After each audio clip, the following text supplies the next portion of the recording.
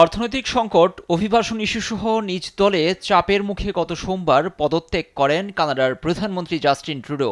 এই সুযোগে কানাডাকে যুক্তরাষ্ট্রের অঙ্গরাজ্য হিসেবে অন্তর্ভুক্ত করে মানচিত্র প্রকাশ করেছেন নির্বাচিত মার্কিন প্রেসিডেন্ট ডোনাল্ড ট্রাম্প। স্থানীয় সময় বুধবার ট্রাম্প তার সামাজিক প্ল্যাটফর্ম ট্রুথ সোশ্যালে কানাডাকে নিয়ে মানচিত্র প্রকাশের সঙ্গে সেখানে লিখেছেন, ওহ কানাডা। কানাডাকে নিয়ে ট্রাম্পের এমন মন্তব্যে সামাজিক মাধ্যমে জুগিয়েছে আলোচনার খোরাক। কেউ আবার অসম্মানজনক বা অতিমাত্রায় জাতীয়তাবাদী বলে সমালোচনা করে দেখিয়েছেন ক্ষোভ। ট্রাম্প এবারই যে প্রথম এমন মন্তব্য করেছেন তা নয়। জাস্টিন ট্রুডোর পদত্যাগের ঘোষণার পরই কানাডাকে যুক্তরাষ্ট্রের ৫১তম রাজ্য হিসেবে আনুষ্ঠানিকভাবে যোগ দেওয়ার প্রস্তাব দিয়ে সামাজিক মাধ্যমে পোস্ট দিয়েছেন। এমন অধ্যত্বপূর্ণ আচরণে এবার প্রতিবাদ জানিয়ে জাস্টিন ট্রুডো বলেছেন, দুই দেশকে একীভূত করার কোনো সুযোগ নেই।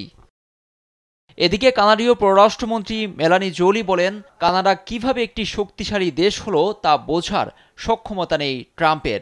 এমনকি হুমকির মুখে কখনো পিছপা হবে না তার দেশ। লুৎফর কবির, নিউজ ডেস্ক, দেশ টিভি।